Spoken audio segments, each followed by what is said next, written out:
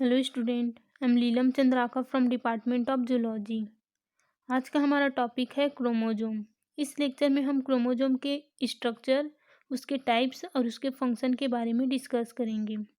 तो पहले देखते हैं सिनॉप्सिस। इसमें फर्स्ट है इंट्रोडक्शन, सेकेंड है हिस्ट्री, थर्ड है कंपोजिशन, फोर्थ है स्ट्रक्चर ऑफ क्रोमोजोम, फिफ्थ है टाइप्स ऑफ क्रोमोजोम और सिक्स है फंक्शन ऑफ क्रोमोजोम। तो पहले देखते हैं क्रोमोजोम क्या है। क्रोमोजोम सेल पर रेप्लिकेट करने वाली धागे के समान स्ट्रक्चर है जो न्यूक्लियस में प्रेजेंट होता है। क्रोमा का मतलब होता है कलर और सोमा का मतलब होता है बॉडी। ठीक है, कलर्ड बॉडी। कलर्ड बॉडी इसलिए कहा जाता है क्रोमोजोम को क्योंकि जब स्टेन अप्लाई किया जाता है तो क्रोमोजोम उस स्टेन को अटेन कर लेते हैं और गहरा स्टेन देते हैं। ठीक है, हम क्रोमोजोम को क्लियरली माइक्रोस्कोप में मेटाफेज में देख पाते हैं। इससे पहले क्रोमोजोम जो है वो पतले धागे के समान दिखाई देता है। तो ये प्रॉपरली कंडेंस होता है मेटाफेज स्टेज में। तो क्रोमोजोम को अंडर माइक्रोस्कोप मेटाफेज स्टेज में ही देखा जा सकता है। इसके बाद है हिस्ट्री। क्रोमोजोम को सबसे पहले स्ट्रासबर्गर ने 1857 में डिस्कवर किया था और इसको क्रोमोजोम नाम वॉल्डर ने 1888 में दिया। ठीक है, उसके बाद है केमिकल कंपोजिशन, मतलब कि क्रोमोजोम कौन कौन सी चीज़ से मिलकर बनी होती हैं। तो केमिकली क्रोमोजोम डीएनए और प्रोटीन से मिलकर बना होता है। अगर डीएनए की बात करें तो इसमें 40% डीएनए होता है और बाकी का जो 60% पार्ट है वो प्रोटीन होता है। ठीक है, प्रोटीन फर्दर डिवाइड होती है हिस्टोन और नॉन हिस्टोन प्रोटीन में। इसमें से 50% हिस्टोन प्रोटीन होता है और बाकी 10 से भी कम परसेंट नॉन हिस्टोन प्रोटीन होता है। ठीक है, उसके बाद है स्ट्रक्चर ऑफ क्रोमोजोम।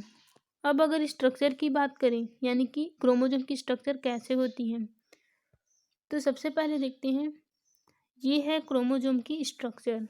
ठीक है, तो ये जो हाईली कॉन्स्ट्रिक्टेड रीजन दिखाई दे रहा है इसको कहा जाता है सेंट्रोमियर। ये सेंट्रल पोर्शन होता है। ठीक है, सेंट्रोमियर को प्राइमरी कॉन्स्ट्रिक्शन भी कहा जाता है, यानी कि जो फर्स्ट कॉन्स्ट्रिक्शन है जहाँ पे डीएनए इकट्ठा हुआ है उसे प्राइमरी कॉन्स्ट्रिक्शन कहा जाता है।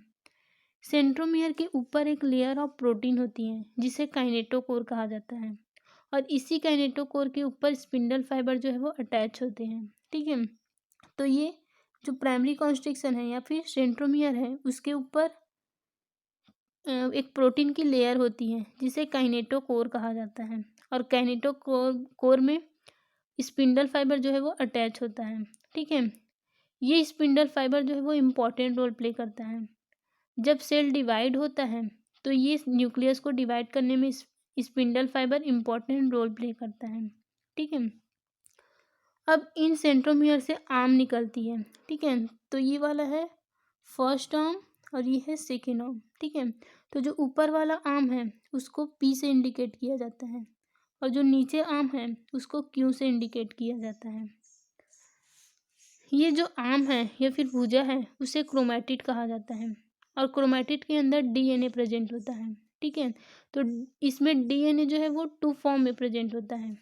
एक है यूक्रोमैटिन के फॉर्म में और सेकंड होता है हेट्रोक्रोमैटिन के फॉर्म में। तो यहाँ से यहाँ तक की जो पोर्शन दिख रही है उसे कहा जाता है यूक्रोमैटिन। ठीक है, और ये वाला जो पोर्शन है इसे हेटेरोक्रोमैटिन कहा जाता है। तो यूक्रोमैटिन मतलब होता है ट्रू क्रोमोजोम। तो यूक्रोमैटिन के अंदर जीन होते हैं जो कि फंक्शनल होते हैं जिससे प्रोटीन की सिंथेसिस हो रही होती है, कोडिंग हो रही होती है। ठीक है, और सेकेंड जो पोर्शन है उसे हेटेरोक्रोमैटिन कहा जाता है, यानी कि फाल्स क्रोमैटिन। हेटेरोक्रोमैटिन के अंदर प्रोटीन को कोड करने वाले जीन नहीं होते, तो हेटेरोक्रोमैटिन जो है वो डार्कली स्टेन होता है, जबकि जो यूक्रोमैटिन है वो लाइटली स्टेन होता है। इसका कारण ये है कि ये वाला जो डीएनए है, मतलब इसमें जो डीएनए प्रेजेंट होता है वो थोड़ा लूजली होता है ताकि एंजाइम वगैरह आके उसमें अटैच हो सके और प्रोटीन बन सके। ठीक है,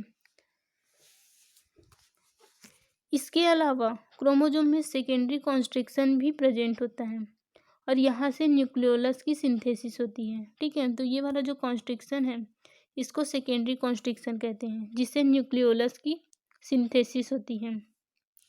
सेकेंडरी कॉन्स्ट्रिक्शन से ऊपर वाला जो रीजन है उसको सैटेलाइट कहा जाता है। ये राउंड शेप्ड की होती है, ठीक है। इसके अलावा क्रोमोसोम के जो एंड पोर्शन है, मतलब ये वाला जो पोर्शन है, उसको टीलोमियर कहा जाता है। ये एंड पोर्शन क्या करता है, जब डीएनए रेप्लिकेट करता है तो ये टीलोमियर वाले पोर्शन उस जेनेटिक इंफॉर्मेशन की प्रोटेक्शन करता है, ठीक है। और क्रोमोसोम का जो आउटर लेयर है, मतलब कि जिससे ये घिरी होती है, उसको पेलिकल कहा जाता है, ठीक है। पेलिकल के अंदर एक द्रव भरा होता है जिसे मैट्रिक्स कहते हैं। ये क्रोमोसोम का मेन पार्ट बनाता है। तो ये हुआ क्रोमोसोम का स्ट्रक्चर। अब देखते हैं इसके टाइप्स को, ठीक है, मतलब क्रोमोसोम के प्रकार को। तो सेंट्रोमियर की पोजीशन के बेस पे क्रोमोसोम 4 टाइप के होते हैं। फर्स्ट है टीलोसेंट्रिक, सेकेंड है एक्रोसेंट्रिक, थर्ड है मेटासेंट्रिक और फोर्थ है सब मेटासेंट्रिक। तो इसमें फर्स्ट हम देखते हैं टीलोसेंट्रिक को। तो ऐसे क्रोमोसोम में केवल एक ही आर्म होते हैं और सेंट्रोमियर आर्म के अग्र पार्ट में प्रेजेंट होती हैं, ठीक है। तो यहाँ पे अगर फर्स्ट स्ट्रक्चर देखोगे तो ये है टीलोसेंट्रिक। ये रॉड शेप्ड की होती हैं, ठीक है, जिसमें सिर्फ एक ही आर्म प्रेजेंट होता है। तो ये है फर्स्ट आर्म जो कि लॉन्ग होती है और इसके आगे वाले पार्ट में सेंट्रोमियर प्रेजेंट होता है, ठीक है। इस प्रकार की जो क्रोमोसोम है वो प्रोटोजोअन एनिमल में पाए जाते हैं। उसके बाद सेकेंड है एक्रोसेंट्रिक। तो ऐसे क्रोमोसोम जो है वो रॉड शेप्ड की होती है, जिसकी एक आर्म बहुत लंबी और दूसरी आर्म जो है वो छोटी होती है। तो यहाँ पे अगर स्ट्रक्चर देखोगे तो ये इसकी फर्स्ट आर्म है जो कि लंबी होती है और इसकी जो सेकेंड आर्म है वो बहुत छोटी होती है, ठीक है। और बीच में, इन दोनों के बीच में सेंट्रोमियर प्रेजेंट होता है और ये आई शेप्ड की दिखाई देती है। उसके बाद थर्ड है सब मेटासेंट्रिक।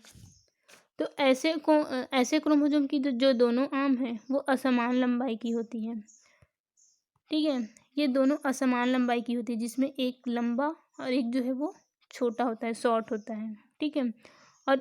और दोनों आर्म के बीच में सेंट्रोमियर प्रेजेंट होता है। एनाफेज स्टेज में ये जो क्रोमोसोम है वो एल या फिर जे शेप्ड की दिखाई देती है, ठीक है। उसके बाद फोर्थ टाइप है मेटासेंट्रिक।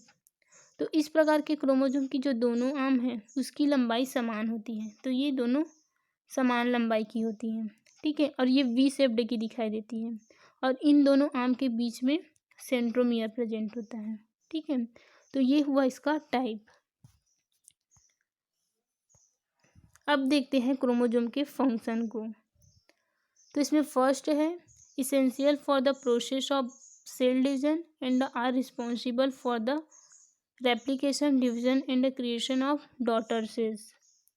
क्रोमोसोम के डिवीजन से ही सेल डिवीजन सुनिश्चित होता है, ठीक है। तो क्रोमोसोम सेल के डिवीजन के लिए रिस्पॉन्सिबल होता है। उसके बाद सेकेंड है control all the activities of a living cell. Living cell की सभी एक्टिविटी को ये कंट्रोल करता है, ठीक है। थर्ड है determine the gender of an individual. एक प्रकार का गुणसूत्र होता है जिसको लिंग गुणसूत्र कहा जाता है, ठीक है। तो लिंग गुणसूत्र के थ्रू ही एनिमल में लिंग का निर्धारण होता है, ठीक है। फिर है फोर्थ है chromosome also help in inheriting genes या फिर DNA from parents to their offspring. Heredity characters के एक जनरेशन से दूसरे जनरेशन में ले जाने का वर्क भी क्रोमोसोम ही करता है, ठीक है। मतलब कि जो आनुवांशिक सूचना है उसको पेरेंट्स से ऑफस्प्रिंग में ट्रांसफ़र करता है, ठीक है।